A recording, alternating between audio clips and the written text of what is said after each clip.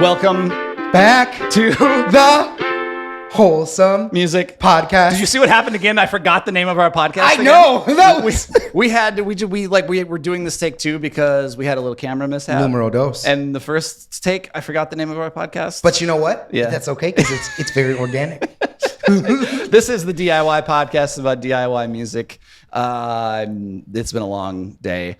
My name is Augustus Watkins. My pronouns are he, she, or they. I'm a Los Angeles-based songwriter, musician, community organizer for music around music. I'm doing traditional music PR under Cocaine Opera, and I co-own a record label called Give Take. My name is Cam LJ. You're here with us at Secret Spot DTLA. We are downtown Los Angeles' co-working space for creatives. If you notice, we are in a new location because we are remodeling. Yes, talking about DIY.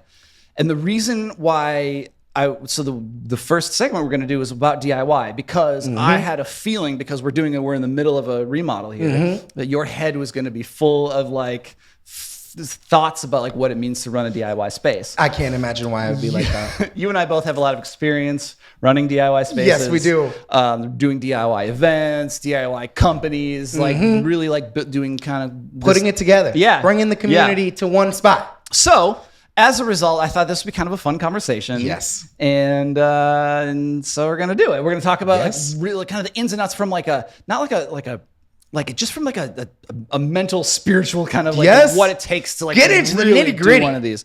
It was a really cool conversation. SEO for musicians. Yep. Really important. And to SEO, like if you're like falling asleep, well, I don't care about it. It really means discoverability for musicians. And we talk a little bit about SEO in 2025. Yeah. How it's changing, what's new, what's coming up, how does AI play into it? Because, we love AI. We love AI. Speaking of AI, we actually have a really kind of AI heavy episode. Yes, we do. Because of how much I love it. Love talking about AI. Yeah, it's your and favorite I love topic. using AI. Yeah, you love generating music with it. I do. Check out my new song. It's called Jeff Bezos is my daddy.org. Did you make it with Claude? Yeah. So there's a new service in town that claims to be ethically trained. So they're trained on they've licensed all their sources. So they're actually paying creators. Yeah, so they're actually paying creators. So it's kind of interesting. So like we're gonna highlight them. I just kind of whatever. Like We did it. We talked about it. I haven't used it because I don't fucking use Generative because of whatever. But you should. But we have a conversation about how in the literary world, The book world. the book writers. the world of words has settled a lawsuit with Anthropic, and how this could be a pretty big change in Universal Music Group and their lawsuit. And then an update on, we talked in episode 5 about how there's an indie music lawsuit against Suno and Udio. Yes. And Suno has made a pretty revolutionary argument about that. So you can check out episode 5. You don't need to, but you can. You should. Yeah, you can stop this episode, go to 5 and listen, but you really don't need to. No, you should really stay here with us right now. You can stay here and listen to episode 5 after. There's really no wrong way to do this. Finally, a couple of quick updates about a new feature from Spotify and a new feature from YouTube. Yeah. Is that everything we need to say? I think that's everything. Last time we did this intro, it was a lot more high energy. It was a lot longer. But shit just got really I'm holding. This is the battery that died on this camera, which is we here. We out here. This is the DIY podcast about DIY. DIY fucking music. We are doing it. So please like and subscribe, watch Comment. this shit. Let's do that again. Here's what I want you to do. We're gonna wait. Yeah, I'm gonna wait right now and let you just get. It's cool. Yeah. Whenever if you're feeling it, there's a button. I don't care if you're feeling it or not. Do it. Do it now. So we're gonna take your time. Take your phone out. Breathe. Yeah, breathe through this. This is not a high pressure thing. Except you really do need to do it, or you're gonna lose everything. This is how he engineers things too. He's like, if you don't get this take, I'm leaving. I'm leaving. Your session's over if you don't get it. I actually used to work with this producer, and he would always go, "No pressure, but everyone's counting on you. Don't fuck it up." I fucking hate that shit. I'm not the worst in that situation. Count me out. Everyone's leaving if you say that to me. But we are waiting for you to hit subscribe. So by Yes. now you've hit subscribe, and you're gonna get updates for this. And you hit like. Yeah. Yeah, we really do need that from you guys. Yes. Share it with a friend. Let other people know because, we trying to grow. Yeah, so let's do this. Let's have a podcast. Let's get into All it. right, let's do it. We're in a new space, and we are. This is your DIY space. Yes. And we're expanding. We're doing a thing. Remodel here. moment. Yeah, that's why the stage is different. And the stage is going to be different next week. Yes. Secret Spot DTLA, where we are, is a DIY studio space. Yeah, DIY creative space. Absolutely. And the conversation I wanted to have, partially because I figured your mind might be full of it, is the kind of the ins and outs of what it actually takes to run a DIY space, a DIY studio, DIY. I've done a lot of DIY events. You have as well. There's people. I know a lot of artists.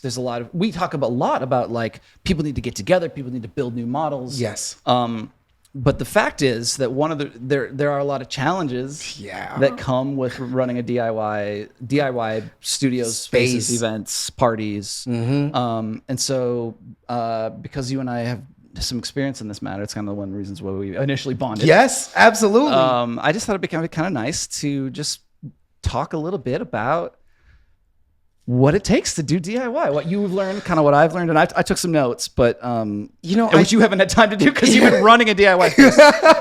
But, what would you like, where do you want to start? I think this is a super interesting conversation to me because I think, one, DIY spaces can be an amazing supplementary resource for creatives. Yeah. So using the idea of having an external space, whether that's a studio space, whether it's a rehearsal space, whether it's a photo space or creative space of any type, meeting space, as a way for you to generate revenue for yourself creatively. Yeah. I think that's one amazing thing. Events do that so well. Like artists putting together group shows is always perfect. Yeah.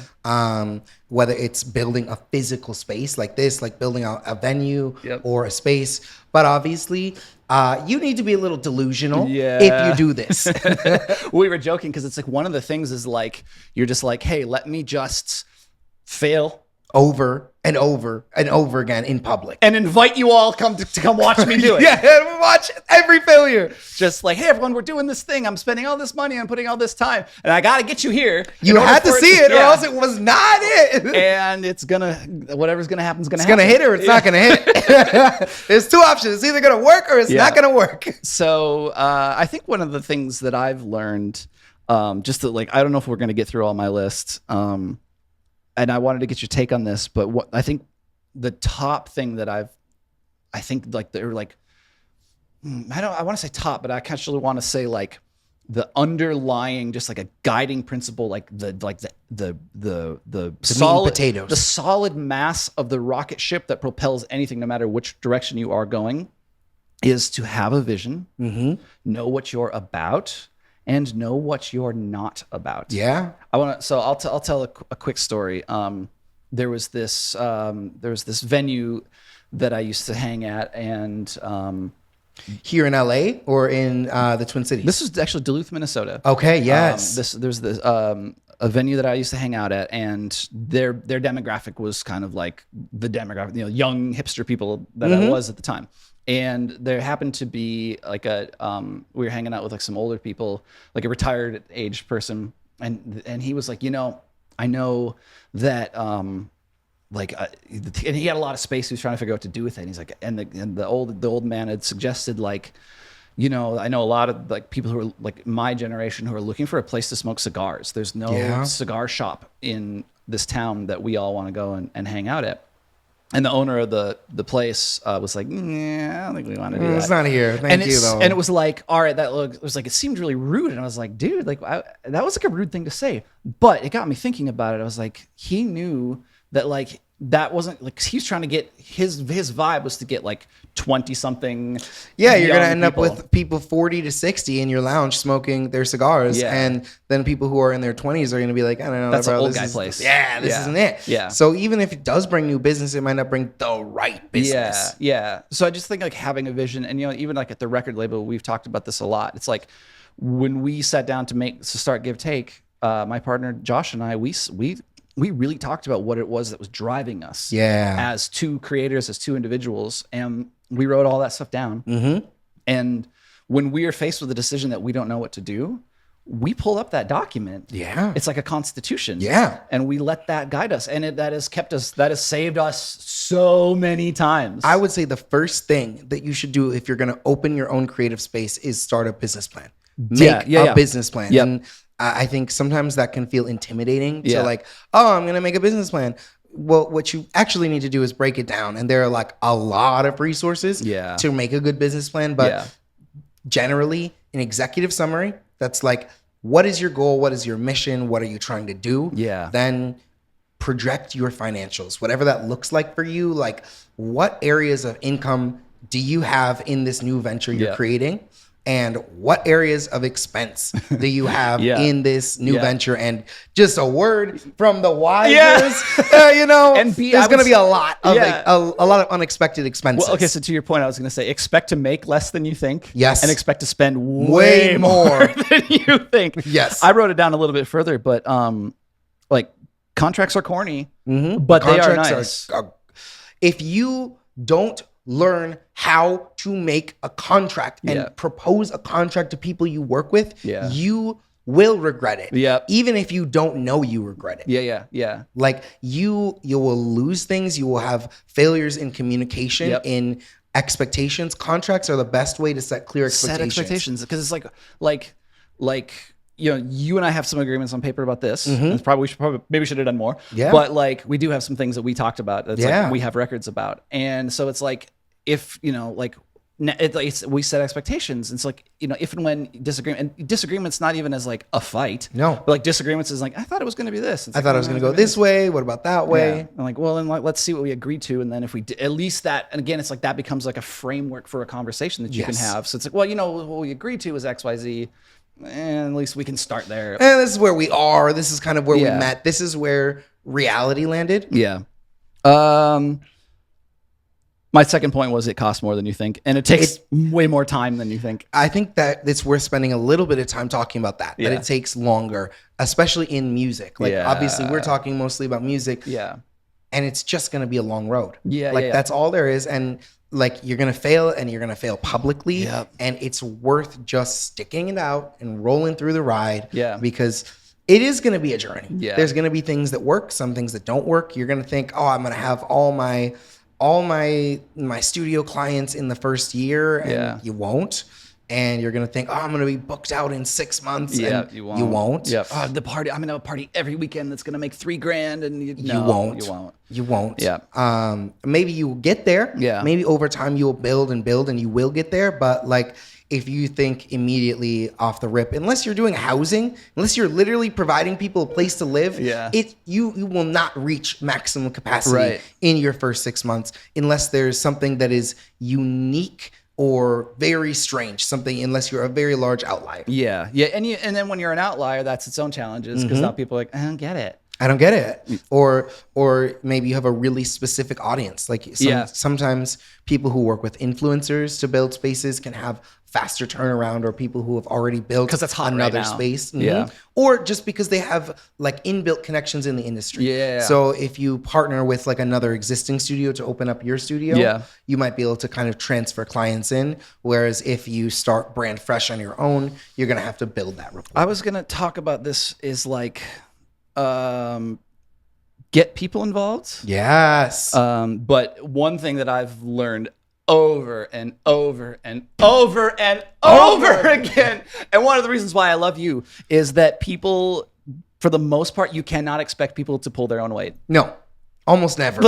Almost never. If it's your vision, expect to be doing 80% of it. Yeah. Yeah. And honestly, like, be cool with that. Yeah. You know, like if this is your thing, you're the one driving it. Yep. This is your car. I'm not going to expect you to sit in the driver's seat and drive me places, because if this is my car, I'm not going to expect you to be in the driver's seat and drive me places, because it's my car. Yeah. So I'm driving all of us to where we need to go. Yep. And we should have like a group conversation, so I'm not just kidnapping you. This again is the conversation we had about setting expectations. Yeah. Why, like doing contracts and. But another thing I think we can jump into here is bringing people into your vision. Yeah. So one of the things that we did in the beginning of the space, in our first location in LA, was focused on art because we were able to have art galleries, which allowed us to feature significantly more people per month. Yep. So whether you're doing showcases, like bringing in other musicians, Yep. saying, hey, I would love to have you do a residency. That's a way you can tie their interest in with your interests. Yep. So, hey, I have this artist who really wants to perform, and they're going to do some promotion. They're going to do some advertising. They're going to bring some people out to your new space or to your show, whatever it is. That way you're getting other people invested in your vision. I think one of the things that people talk about when we're talking about DIY spaces and like people, I think a lot of artists have a vision of throwing parties. Throwing parties? Yeah, having a spot. Yeah. Oh, we're going to spot. We're going to do after bars, afters every after weekend. hours parties every night. We're going to do all these things. We're going to have events every weekend. We're going to do it so big. Yeah, we're just like, we're not going to get a liquor license. So we're just going to like go to the liquor store, buy booze, and then sell it. And Yep. So I wanted to kind of talk about the drugs and the booze side of it, because I think a lot of people that's the whole, that's the whole plan behind legitimate venues. It's like, that's where the money is, but it comes with... It's hard to get around because, as a DIY space, you can't have a full bar. Yeah. You can't necessarily stock a bar, but how are you going to get around it? You can do donations. Yep. You can do members only. You can do a number of different ways to kind of work around having an actual hey, come buy a drink from me, and that's our main product. Yeah. There are a bunch of little ways. Maybe in another episode we can dive really deep into different ways to kind of work around liquor laws. Yeah. Or ways to bring in partners, to bring in bartenders who already have their license and they're providing a service to you, which takes the responsibility off you as a venue owner to acquire that liquor license. The downside of that, people and being drunk and being angry or being sad or being drunk or hurting themselves or falling down the stairs or throwing up in your stuff. Yeah, throwing up on your stuff, coked out. Yep. Like drama, screaming, fights, violence. There's guns. always going to be more room for disagreements, fights, arguments, any chaos. There's always more chaos when people are drinking. Drinking, smoking, whatever it is, it's always going to bring in more drama than if you have sober people. It also, it begins to, I've seen this, there's a spot, there's an old studio in Minneapolis that there was a recording studio that had parties, legendary parties every weekend. You know what I'm talking about? I do. And that place had a way of they needed to throw the parties in order to pay the studio. Yeah. And that it's a tough spot to be in. It is a tough spot because they're working at cross purposes sometimes. You know? So the two missions don't necessarily always align with each other. And because even if you're getting a whole bunch of people in, they might not be the people you want. And there may not be the kind of people who are going to invest into, they may not be the people you need. Yes. Yeah, exactly. I think that's one of the things that's so awesome about the Oxcord open mic is that we're able to bring people in through the Oxcord who are genuinely interested in what we're doing. So finding those events that are complementary to the services that you offer versus events that are maybe not cohesive with your whole overall vision. I think this is good. Do we want to do another segment? I think we're okay. I think we should. I really enjoyed this conversation. Yeah. I think we should do more on it. Yeah. Whether that's today or another day, let us know in the comments if you want to see more of this. Yeah. There's so much more to say. We could do an entire episode. Let us know if you're thinking about starting a DIY space, or you know someone who is, or you just want to learn more about it. Yeah. Let us know your questions. Put them down in the comments.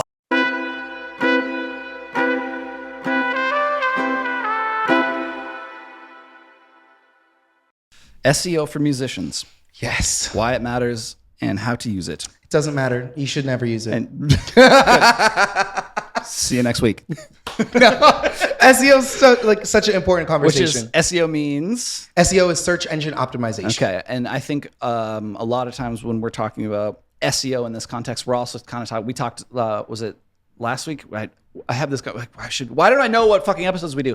We talked recently though, about meta tags, and I think a lot of times Metadata? Metadata, and I think a lot of times that kind of gets bundled in when we talk about SEO. We're also kind of talking about metadata. Yeah, a little bit. I generally think of them separately. I generally think of like metadata as something very like file specific. Yeah. And I think of SEO as like search specific. Like, hey, what can I? And there are definitely crossovers. Like your website is kind of like your song or your file. Yeah. In the fact that you're adding these tags to your website. Well, and so, but because SEO is really kind of a shorthand for discoverability. Yeah. And searchability and discoverability both. And so it's like what you do on your website, what you do on your artist bio, and how you do things like meta tags all kind of bundles in. Yeah. So we've now featured Randy Zimmerman a couple times as Randy with an I. That's a lady Randy. Randy. If I can, judge your pronouns. Symphonic blog. Search engine optimization is what helps content show up higher in search results like Google, YouTube, and Spotify, Apple Music, etc. For artists specifically, it's not just about ranking, it's about discoverability. There is something that I want to touch on really briefly that I think is changing in this space, which is AI search engine optimization. So for the longest time, we've been concerned like primarily with Google ranking. Like what page am I coming up on Google? Am I the first search result on page 1 on Google? What can I then do to boost, whether that's backlinks, people who are referencing my website, whether that's like content tagging, so adding like words into your website that are the same color as your background, whatever it is that you can kind of do.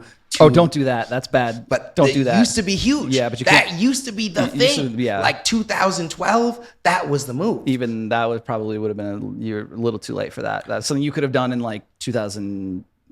Oh, I still know people who do this. Yeah, you can't. Don't do that. I still know people who do this. Aggressive. Yeah, don't do that. That's bad. Like Google knows. They know. Google is aware. Yeah, don't do that. There are better ways now. Yeah. Things that I think about. Look, what are some of your favorite ways to boost? Like, give me 3 of your favorite ways to boost search engine optimization. So here's because my day job for the last 20 years has been in the web. Yes. So one of the things that I have conversations about this a lot with people, is when we're talking about search engine optimization, what we're really talking about is discoverability. And what we're really talking about is the ability for Google and other search engines. I'm a DuckDuckGo girl. Yes. We're really talking about is the ability for search engines to do their job. Yes. Effectively. Yeah. So why did we all start using Google in the late 90s? Is because they did a really good job of finding the things we were actually looking for. So they have really sophisticated ways of figuring these things out. So our job is not to trick them or to by putting text like in the same color as your background. Our job is not to trick search engines. Our job is to help search engines do what they're naturally want to do, which is to help users find information. So ultimately, the SEO conversation goes back to our conversation about adding value. Yeah. Ultimately, it comes down to just having useful information that people can just get to. Yes. And SEO is really just kind of a abstraction of those concepts. What would you say are 3 good tips that you could employ if you say have a website or you have something that you're trying to specifically, let's just say a website. Let's say you have like myartistpage.com. Yeah. What are 3 things that I can do to boost my SEO? Okay, so I'm going to assume that you're using a website builder like Wix or Squarespace. So a lot of that stuff is just like a lot of the stuff that I would, if you're building your own, which is like a lot of my experience, isn't relevant. So Wix and Squarespace, or I'm not as familiar with Squarespace, but I know Wix has a built-in SEO tool. Yeah. But I'm not sure about Squarespace. I would say have your page. Think of your page like an outline, much like you used to have to outline your papers in school, right? Yeah. Like think about and I would say like spiritually, like it's like have a certain amount of empathy for your users to think about like why are they visiting your website? Why are they here? Which is actually different than why you're making a website. Oh yeah, yes. And so like the user experience. Yeah. One tip I would say is just like have people watch people use your website and like don't prompt them.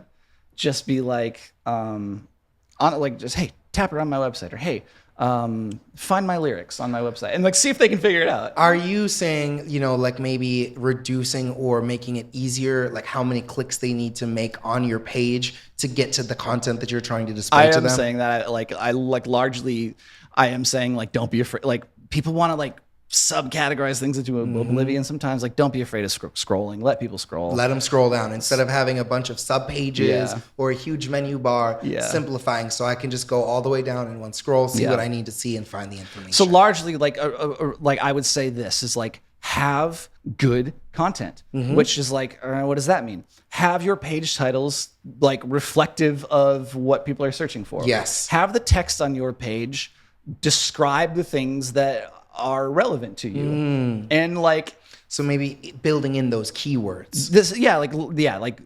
We talk about those keywords thing, but I think people get in their heads about that, and like what that really means is just like make your shit useful. Yeah. So it's like Randy has a really interesting she talks about instead of having your Instagram bio, and Instagram bio is a form of SEO, being like vibes for the girlies. So you're like, have it be like her example, Chicago-based R&B artist blending neo soul and electronic influences.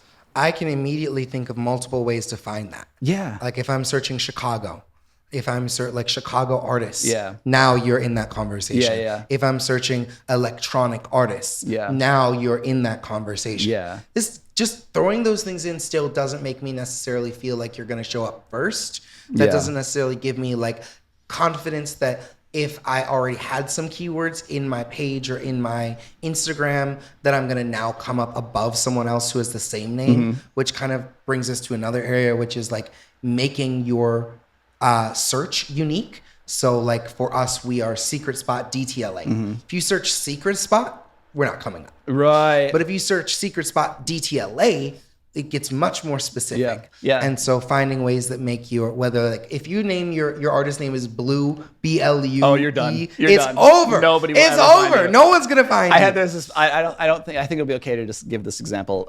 Long back in Minneapolis, when I used to live in Minneapolis, there was this band called www.cars.auto. Oh no.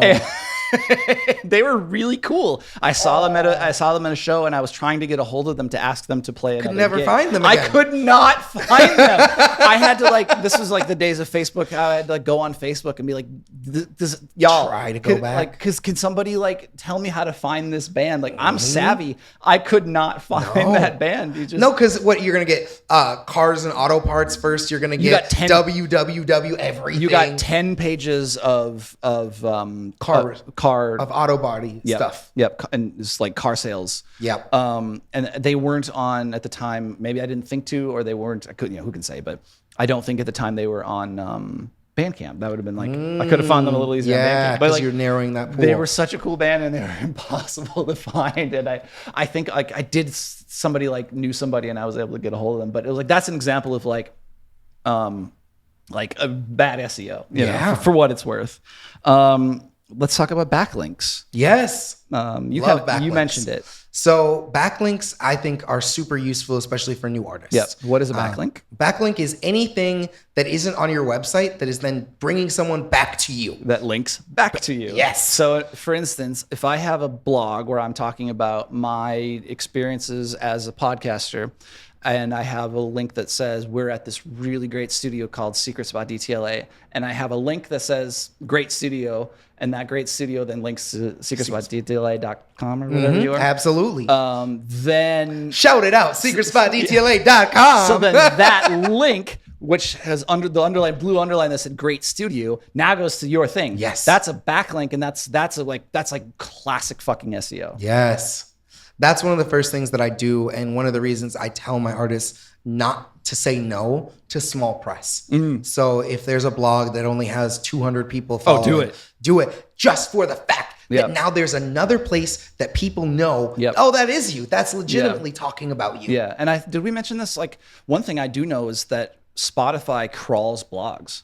So, because that's creepy. Yeah. Well, it's not, it's good. It's good because it's like they find out who you get mentioned next to as a way to try to figure out algorithmically who you're related to. I just have a beef with crawling. Like with web crawlers. I feel like. But that's what SEO means. But no, I mean like specifically like scraping data. Oh, scraping is different. Crawling and scraping, I feel like can be really, really, really sketchy. Yeah. But I feel scraping like is sketchy. There are I think like sketchy ways to do it, but most 99.8% of the time. It's a red flag. I'm no fan of Spotify, but what they're doing by crawling, which is to say they're doing their own like searching of the web with bots that are looking at information and then taking that information and creating little relational databases at mass. At mass, not like one at a time. Not like, oh, hey, let me go look through your thing. No, they're not like they don't have like an analyst like sitting here pouring a cup of coffee, being like, all right, let's check out timsmusic.net. It's not what's happening. No, they are doing the work. Yes, at a digital kind of mass scale. So that's the kind of like that SEO matters. So if you and like I've seen them and I've seen examples of them crawling very small blogs to do exactly what we're talking about. And so it's like if you get it's like someone's doing hey this is a really cool death metal roundup and so you're a death metal band and you get mentioned with like 4 or 5 other death metal bands. Spotify will use that data to then recommend you next to other death metal bands. I think this brings us to another category, which is social bookmarking. So social bookmarking. That's Reddit. Yeah. And like anytime that you can put yourself in with someone who's similar to you. So when I think of social bookmarking, let's say I am like Secret Spot DTLA, and we do co-working for creative professionals with a focus on LGBTQ like creatives. That was so good. That's such a good finding pitch. Other businesses. Like we work with Girl Sound Studios and not just backlinked with them, but if you go to their page, if you search them, you see pictures of us. If you search us, you see pictures of them. And in that way, when people, maybe they're only familiar with Girl Sound. And then they're scrolling through and see a picture, they're like, oh, that's not a Girl Sound. Where is that? And they see it. You're kind of social bookmarking yourself in with other people who are like-minded to you. That's and this goes back to, and the thing that's like wonderful what you just said is like this is like our like unified theory of podcasting at this point, which is like, oh, it's about fucking community. Once again, it's like it all comes back to the community. And it's every time. And it also ties into what we were talking about before about like what SEO ultimately means is just doing what's valuable. Like just like doing your job at well so that Google can do its job well. If you're doing your job well, you are connected with your community. And if you're connected with your community, then the crawlers like Google's web crawler are like able to make those relationships and that will boost your SEO and your discoverability. Ultimately, they're able to aggregate your data and get you where you should be. They mentioned, do you ever do Google Trends? Google Trends. I've spent some time with Google Trends, but I have found that platform not as intuitive as other trending platforms. So like vidIQ, I feel it gives me a lot easier, simpler breakdown of what's trending and what topics are really there. But I think Google Trends is probably one of the best tools you can use. So Randy mentioned that. Do you use Google Trends? No, I hadn't heard of it. Oh, Google Trends is awesome. So if you're looking for like what's trending in this topic, what's what is for like musicians specifically, if you're like in a niche, obviously we're in music, you want to know what's trending in your area because you want to garner views or you want to grow something in an area that you're not like established in yet. Or maybe you are established, but you just kind of want to like figure out how to boost yourself algorithmically. So that's one of those places where you can find what's trending, what are people searching for, what are they actually like looking for. And then you can kind of build your content. So let's say you had like a weekly podcast about music and you were looking for topics. You can use that to find out. You could definitely use that to find that. I want to really quickly talk like the 3 things that Randy Zimmerman mentioned in her blog, her article. Artist bios show up everywhere. Your website, streaming profiles, social platforms. Like you type in your artist name and like see what comes up. It's going to be your bio. Track descriptions. You'll find these in your DSP backends like Spotify, Apple Music, Bandcamp, and like your help me out with like DSPs? With DSPs, Yeah. Bandcamp, Apple Spotify, Music. Apple Music. Oh, and I was thinking your distributors. Tidal. Your distributors. Oh, you mean like DistroKid? Yeah. Yeah. So you fill that shit out on DistroKid, it shows up on the DSPs, Mm-hmm. which is the digital service providers, and that shows that that's part of your SEO, your discoverability. And the final thing she said, YouTube captions. YouTube is a massive search engine, Yes. and its algorithm reads your video titles, description, and tags, and it's probably your content. Add your lyrics, artist bio, links to your socials, and searchable terms related to the video.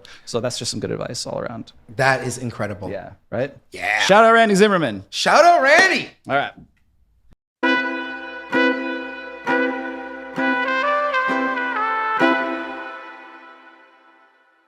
We had to talk about AI. Yes, we did. We It's had my favorite topic. I know. Don't okay. you love AI? No, I love it. Yeah, it's so great. It's so helped me great. with everything. Yeah. I write all of my emails with it. I tell it my secrets. It's my therapist. I Yeah. get medical advice there. It's my lawyer. AI is perfect for everything. Yeah. Shout out to the guy who was like, "I'm going to start a podcast and we're going to be on AI and good luck trying to stop AI," because we have a lot of anti-AI takes. I was like, "Good luck doing a podcast with clicking buttons." All right. Like no one cares. This is interesting though. This is a service called beatoven.ai. I hadn't heard of this. I hadn't either. Tell me a little bit about this. So let's see, who put this art? The Music Business Worldwide put this article out. Love them. Yeah. I forgot to write the attribution though, so I'm sorry for the author. Beatoven.ai unveiled a new artificial intelligence music generation model on Wednesday, August 28th, that promises to pay ongoing royalties to artists who helped to train the system.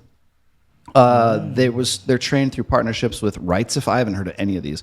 Rightsify, Soundtrack Loops, Symphonic Music, I have heard of. Bobby Cole, Vadi Sound, and Pro Sound Effects.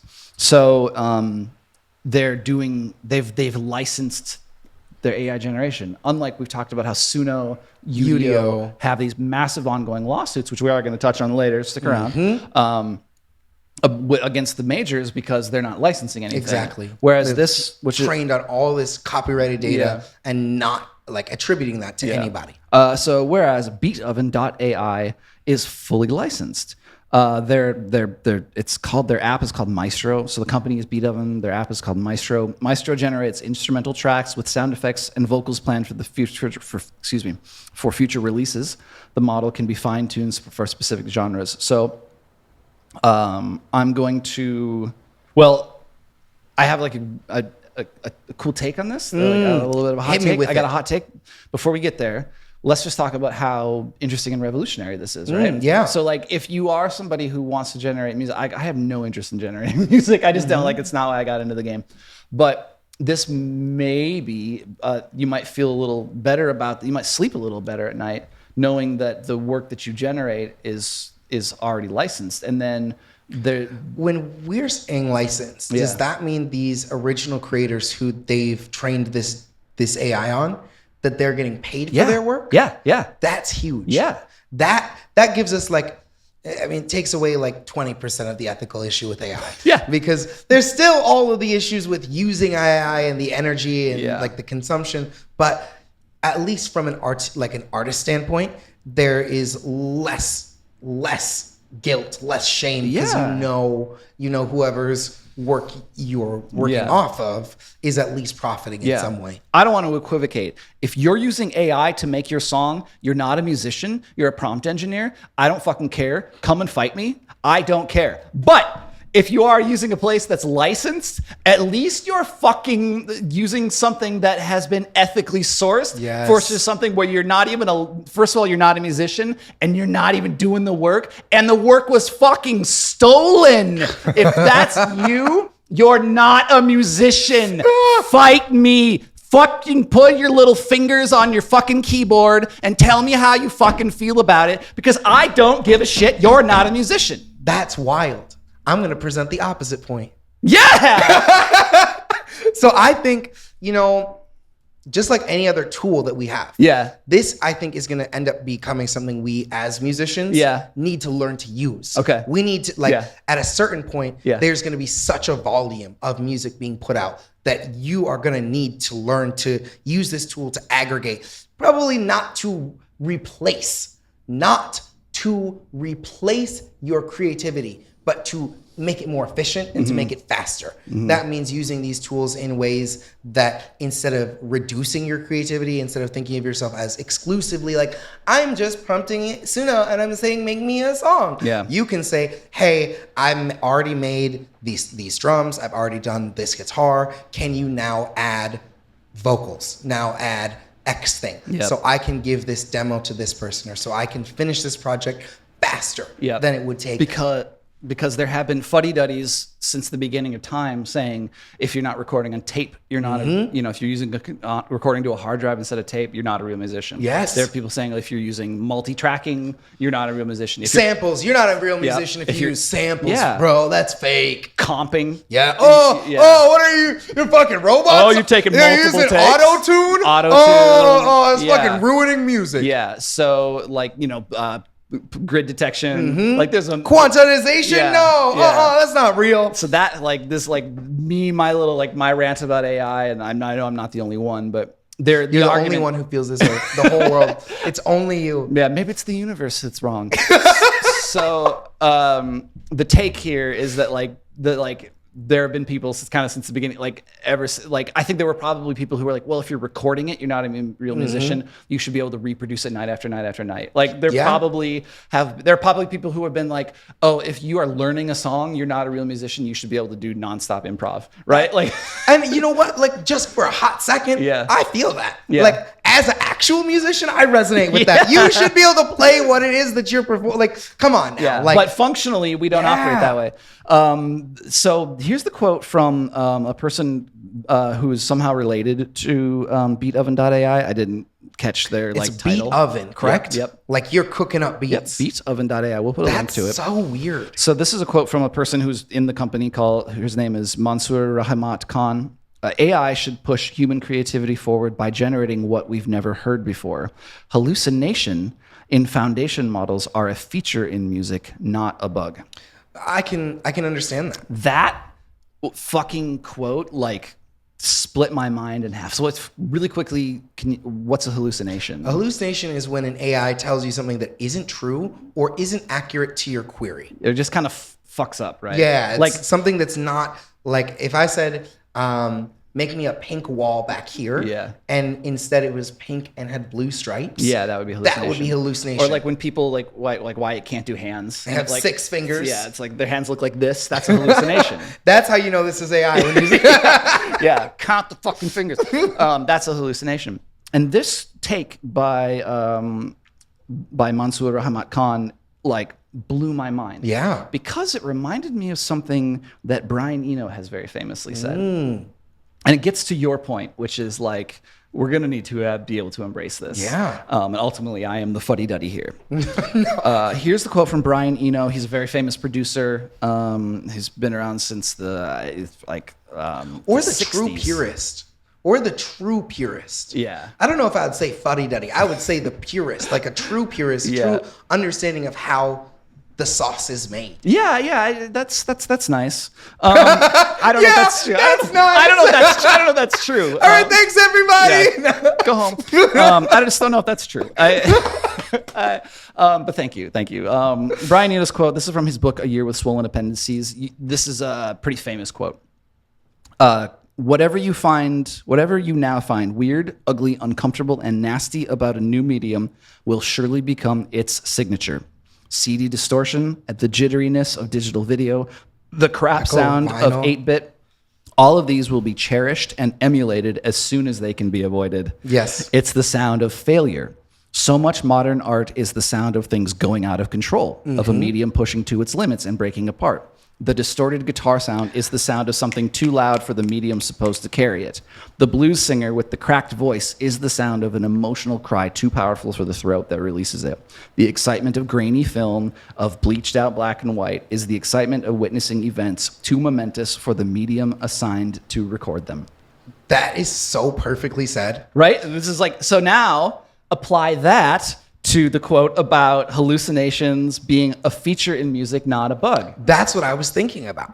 And It was so funny when you read that. I thought about like distorted guitar as an example, and then you said it, and I was like, "This is perfect. I literally can't add anything to this because it's so perfect." But in some ways, the things that we like about live performances, those are the things that are imperfect. The things that we like about hearing real musicians create together is the imperfection. When you put tape saturation, which is like everyone's number one plugin on their DAW. When you put your favorite tape saturation on a sound, that's because you're emulating saturated tape. And like saturation was something not good.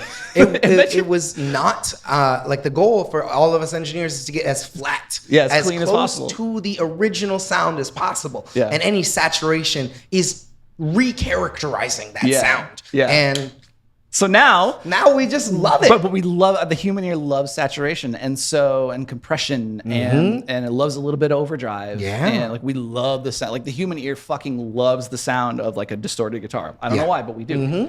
And so this idea, it's evocative. But it's just good shit. So hallucinations are a feature in music, not a bug. Now this hallucinogens are a feature? Oh yeah, hallucinogens.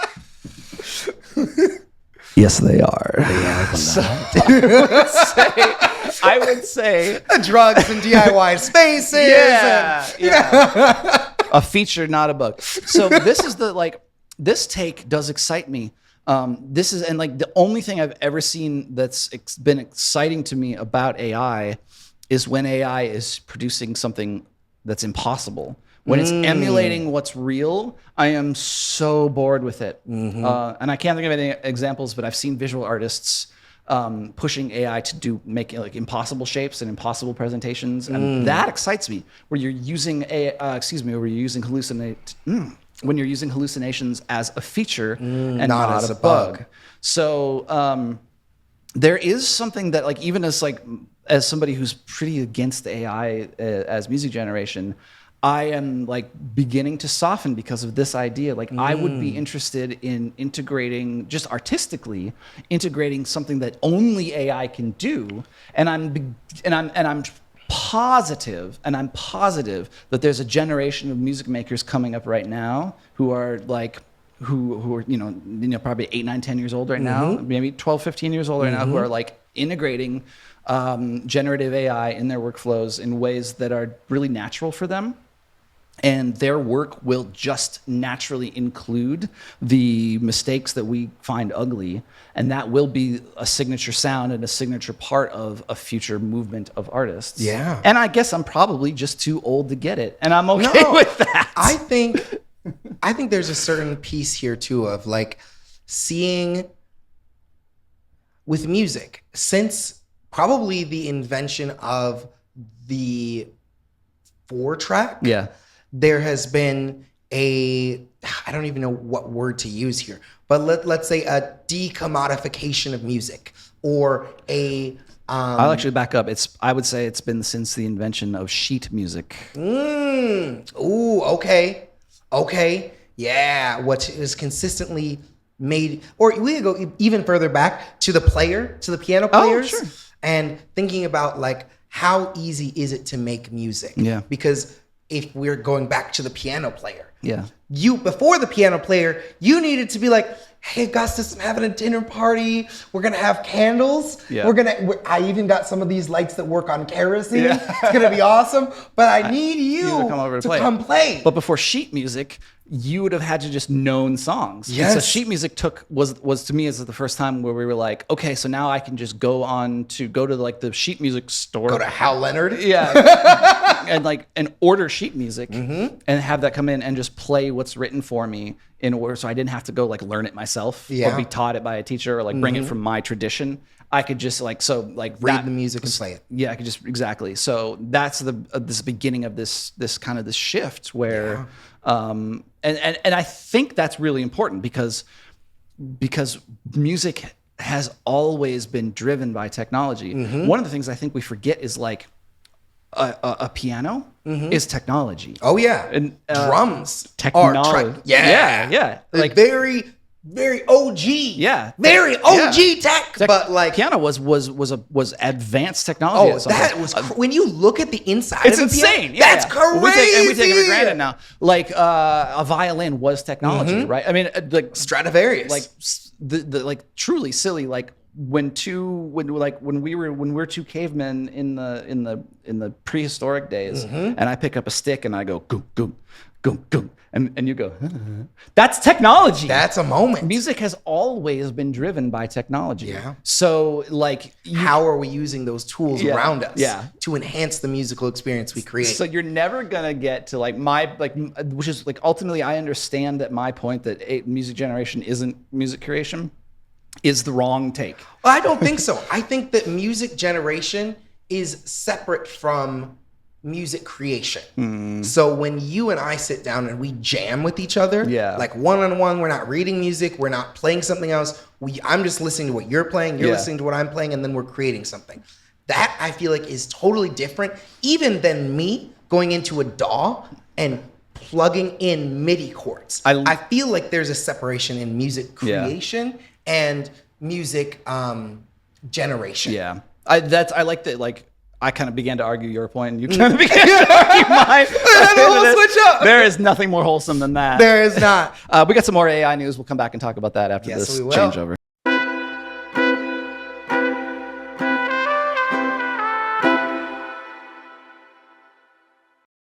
Are you tired of talking about AI? I'm never tired of talking about AI. I am always tired of talking about AI. I'm always tired in general, so we're balancing each other out here. I happen to, but like we have a top. This AI is one of the defining things of our time. Yeah, right. This time, absolutely. Yeah. I mean, you mean more defining than the internet, and then more defining than social media, and then more defining than say AI. It's up there. It's up there. It's in the list. Yeah. So we have a couple new AI. I think this is like I'm just imagining like the work I have to do, like make titles and descriptions. It's going to be like AI. But what about? I'm sorry. This is such a fucking sidetrack for a hot second. I love it. AI bubble. The AI fucking bubble. I can't wait. I feel like it's coming. Just like the .com bubble, I feel like it's coming. Burst. It's gonna burst, baby. Oh. It's gonna bop. It's gonna. It's coming. It's outside the scope of this podcast, but you've probably seen the news about how like AI is the one of the only things that's driving our U.S. economy. Yeah. And did you see this is a few months back. You saw the one in China, the version of essentially ChatGPT, but using older transformers, older models that does exactly what it does here, except cheaper, more efficiently, and with way less. Yeah. So I like with the AI bubble, it's gonna be because it's like the AI bubble. AI is basically the thing that's driving the U.S. economy right now. It's all the hot shit. Yeah, it's all the rage. And like we're watching the decline. Yeah, and then we're watching the administration just like actively trash shit their pants. Yeah, and like trash the U.S. economy in real time. No, it's so much better, don't you think? #mega, baby. Yeah, so I'm going to clip that for sure. No, don't ever clip that shit. Don't clip that shit. Oh, my God. So we've got some AI Thank you for listening. This is our last episode. Cameron is canceled. Bye, everybody. Okay. I'm sorry. Let's get into this. All right. So here's some interesting. This is about books. Ooh, okay. But so like we know that copyright for music is different, but we also know that copyright law is a bubble that extends over everything. Anthropic, who runs Claude, right? Yeah. Can you give me a little breakdown about Anthropic and Claude and the whole? Because I know Claude is an AI. Yeah. Claude. So like you can go to like Claude.com versus ChatGPT.com or whatever. It's kind of like a Grok. Yeah. It's one of those. So like I happen to use Claude when I'm AIing which is not for music generation, but for the things that I do sometimes use it because I've heard it uses less power. Okay. And Anthropic is the one that Amazon has their power behind. And interesting. I don't like Amazon, but Jeff Bezos, my birthday buddy. Yeah, but I've heard that it uses less power. So fuck it, whatever. So maybe it's more ethical. So here is an article by a friend of the pod, Mandy Dahlug Doug for Music Business Worldwide. I or Y? Why? Anthropic settles author's lawsuit over pirated books, and it could be a gift from Universal Music Group's lawyers. So this probably wasn't what we were talking about. This was. Yeah. Anthropic, this is off air. We were talking about something as we were setting this up. Anthropic has reached a settlement with U.S. authors who accused the AI company of illegally using their copyrighted books to train its Claude chatbot. Oh, that's a red flag. Evidence from the author's case has revealed that Anthropic downloaded millions of files from pirate websites to gather training data. That's classy. Yeah. So the article goes into a lot of detail about this. I'm kind of skipping to the salient stuff for us as musicians. Syracuse University College of Law professor Shubha Ghosh told Reuters that the settlement could be huge in setting a precedent in AI litigation. In June of 2025, a U.S. district judge delivered a mixed decision in the author's case. So this is where it gets like wonky. Okay. He ruled that Anthropic's use of copyrighted books to train AI without explicit permission to do so counted as fair use. Why? I don't see any way that this is transformative. I don't either. I wasn't there, but so we talked about fair use in the last episode. We did. So we talked a lot about fair use. If you want to know, you don't know, go back and rewatch the last episode. So catch that. So they claimed that training Anthropic training its chatbot Claude on this material is fair use because it's transformative. I don't know, but that's what the judge put. You could make an argument, like just to jump into this for a second. Yeah. You could make an argument, I suppose, that I'm not quoting your book. Yep. I'm not, like, let's say it's your book, Yeah. and you wrote, like, I love Notorious B.I.G., he's the best. Yeah. Let's just say that was your writing. Yeah. I'm not necessarily saying I love Notorious B.I.G., he's the best. What I actually wrote as the AI was one of the most influential artists noted as the best is the Notorious B.I.G. So that it's interesting. Transformative. It's weird because it's like because if I had written that, like, I'm back in college right now, it's like it's just like I'm doing all these like academic integrity things right now. It's like if I don't attribute something, then I get expelled. Yeah, right? absolutely. And there's a name for that. Yeah, it's plagiarism. Plagiarism. There's a name for that. Yeah, like we often hear chatbots being described as plagiarism machines. Yeah, plagiaristic. So that's why this case could be huge, because this is where Universal Music Group and the others can come in and say, well, then it's been determined that using material trained is fair use. I don't think it is. Personally, I'm real skeptical. I might be wrong. Yeah. I don't think that it's transformative. I think, but that's what the judge said. So this is pretty. I think there's gotta be. It's really, really tough because I think there's a threshold. Yeah. And currently with fair use, there's not a defined threshold of what is considered transformative. Right. And we talked about it in the last episode where there's no rubric. You literally have to define every single time whether this is fair. Somebody has to like do the determination, which is just not possible at the scale that AI operates. Unless we used AI. Yeah. I'm sure Big Balls could help with that. Mr. Jeff. So here's where it's interesting, though, because in the same ruling, the judge said that, quote, Anthropic had no entitlement to use pirated copies for its central library. Creating a permanent general purpose library was not itself a fair use, excusing Anthropic's piracy. So this is why I was saying it's kind of wonky, because it's like, all right, on one hand, they're saying once you've got the materials, it's fair use to derive your AI, to train your AI. But what's not fair use is the collection of the material in the first place. Well, I guess there's an interesting thing here. If I am going back to what we were saying earlier about scraping, if I go and purchase your book from you, if I personally came to you and I was like, hey, I want to buy your book, the one where you talk about Notorious B.I.G. And I bought it from you. And I read it. And I was like, this was a really good read. I like it. And you know what? I didn't think Notorious B.I.G. was that important before, but now I do. And I go and tell my friends about how... Or have a podcast about it. That's fair use. That seems transformative and fair use. And I paid you. I paid you for my single use of your book. I can't necessarily read your book on the podcast. I can't like read it to you and say, hey, quote from book, because that would be plagiarism. but I can kind of transform that my own and synthesize it through my brain. Yeah. So, and this is why this beat oven thing we talked about in the previous segment of this episode is really interesting, because they're licensing the stuff. Yeah. And they're like, well, it's licensed. So that gets over the hurdle now that we've put on saying you can't just take this stuff and pirate it. So this is why this could be explosive. It could be a good revenue stream too. Yeah. I think looking like prognosticating a little bit forward. Yeah.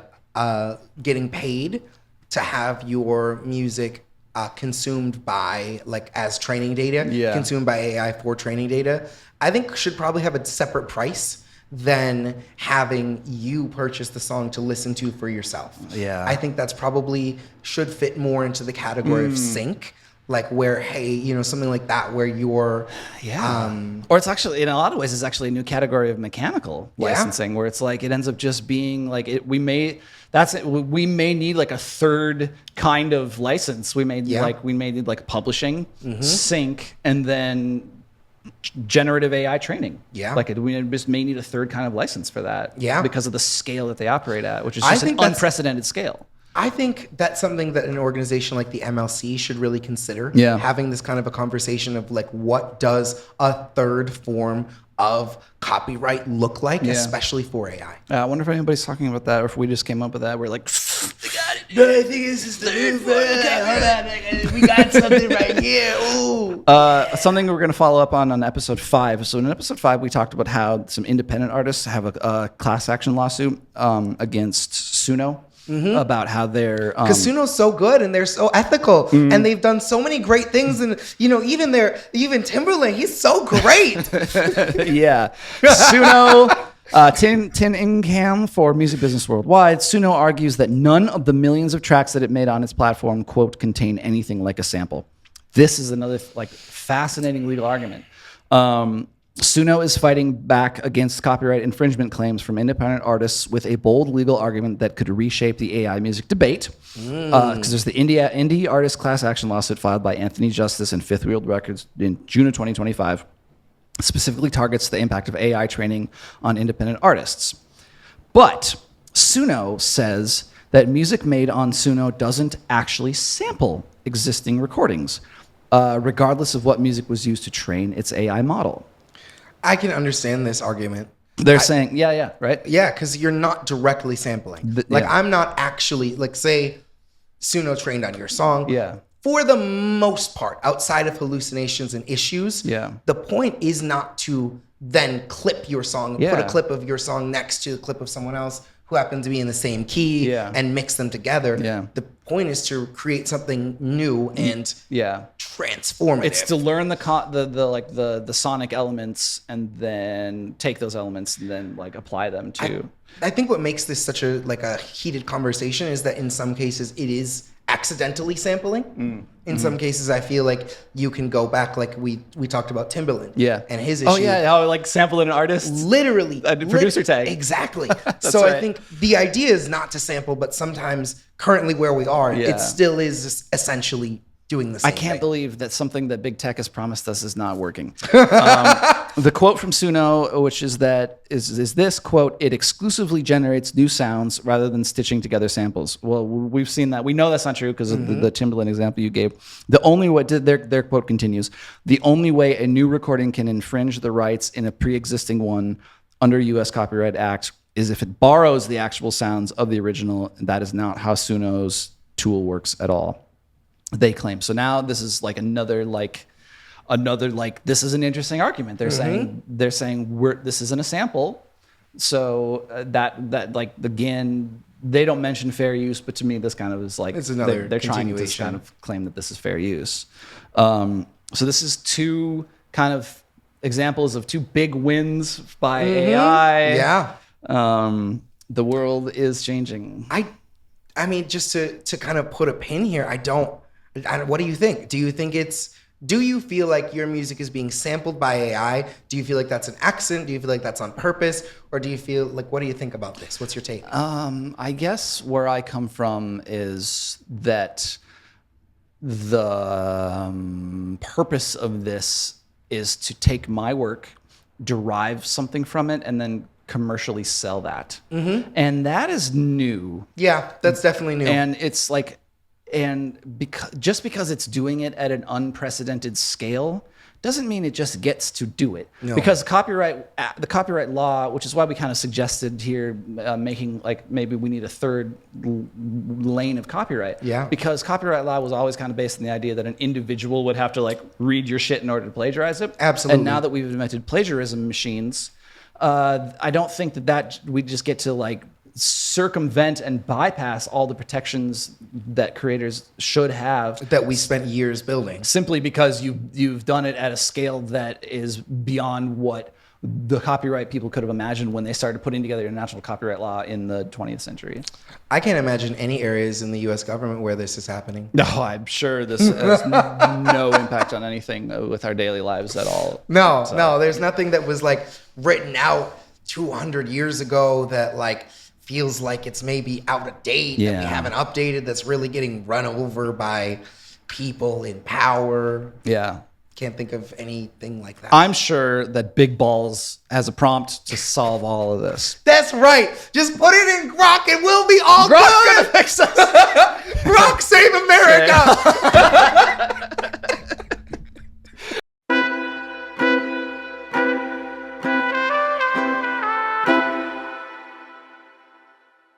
Yes. Quick little news update. Many of you have probably seen Spotify has introduced Messages, a new way to share what you love on Spotify with friends and family. That's their tagline.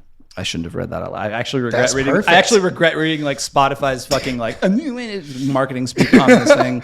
So We're helping somebody feel valid in their job. That's true. It is good copy. This is actually from Spotify's press release. Messages are one-on-one conversations where you can share Spotify content and react with text and emojis. There's one thing I just kind of want to like highlight here is what they said, like reading between the lines, the way Spotify is positioning itself, where you can share Spotify content. They didn't say songs, podcasts, and your favorite And books. audiobooks. Yeah, they said Spotify Spotify content. content. So that like it's good to just sort of like read between the lines, talk because we've talked about how Daniel Ek has said that he's not in the audio business, he's in the moments Business of making moments. which is disgusting. But I know a lot of people use Spotify, so you know, whatever. No shame on that. So share Spotify content and start a message in app with people. Start a message or whatever. I'm like scraping their shit because I don't want to read their like full exactly what they say. Yeah, because fuck Spotify.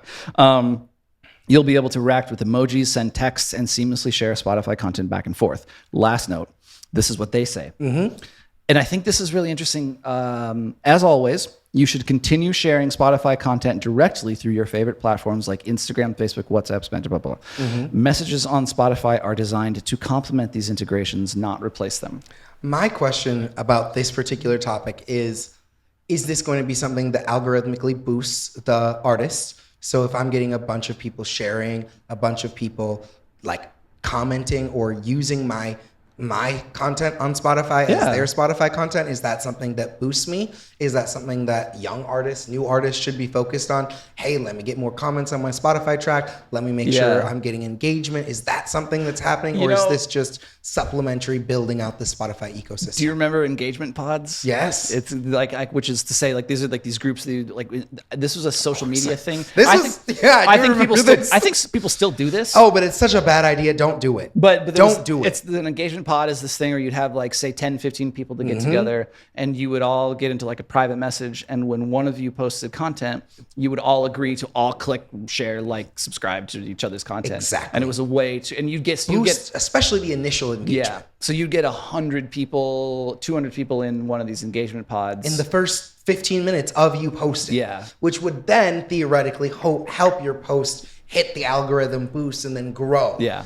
But what ends up happening is you end up with stagnant users. You end up with kind of confusing the algorithm because each one of these people isn't necessarily the avatar of who the algorithm is trying to reach. So essentially you'll have, like, let's say it's you and 10 of your friends who are all yoga people, but you're posting content about your song and your song is for death metal. Yeah. And like, now the algorithm is like, oh, this seems like it's doing really well with moms and And yeah, is that the audience we even want? Yeah. So this goes back to this thing about what we've talked about many, many times, our unified theory of social media, which is you have to provide actual value. Yeah. And so be careful about this. But I do wonder, to your point, about whether Spotify will track engagement with their private messaging, is whether we're going to see the return of engagement pods, because people will be like, and it probably would make, if it was within your genre, within your city, that had some like markers that already combined it, that an engagement pod kind of concept could probably work. You mean maybe something like a Oxcord open mic playlist centralized to Los Angeles? Yeah, we could probably do that plus an engagement pod, and Like something like that, where everyone in the group. So I could see that. I could see that. So I just wanted to highlight this. This is a big feature. So if you're still on fucking Spotify, which we're not, by the way, this is like back when I used to be like, oh, I don't have a TV. I used to think I did. This is like that. Like, oh, we're not on Spotify. I'm sorry, I'm holding back a sneeze. Look at the light. This is real This is real podcasting because I'm holding back a sneeze in real time. Yes. So that's all I have to say about that. Just wanted to highlight that. I want to throw one more thing for us to wrap up at the very end. Okay. Last week we talked about building out ways to kind of help incentivize users, building out ways that we could create or kind of gamify the music industry. And one thing that we didn't talk about last week that is fairly new is YouTube Hype. Oh, right. And their feature, YouTube Hype, which allows any YouTube user in the US or in India to then click this hype button for any small creator. And it is like an indicator for YouTube to say, hey, this is cool. This is awesome. It's from a new creator. You should push this out to other people. And it's just one more way to kind of gamify that engagement, especially for new creators. So one, hype this video. Yeah, hype this shit. If that's an option when you're watching this, Hit the hype button. Stop what you're doing. Stop driving. Pull over. Hype this. Hype it up. Okay, that's really interesting. So that's another thing that people are kind of doing to try to like help the small creators out. Gamify the watching game and help small creators grow. Okay, so hype this.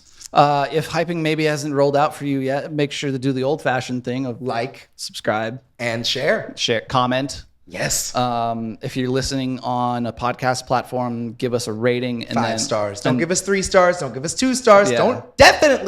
Don't give us 1 star. Honestly, if you gave us 1 star but then left a comment, I wouldn't mind. Oh no, I would find you because I've got your info in the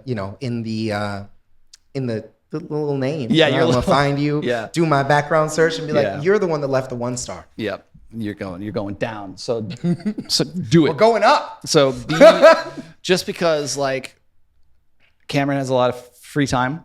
Oh, I do. Yeah. I encourage you to do that. Free time. Oh yeah, I got a lot of free time. So I think that's our episode. Yeah. That's a wrap. All right. So we're on TikTok. Yep. Still. Yep. We're on Instagram. Still. And so YouTube. Still. So find us in all these places and Apple Music.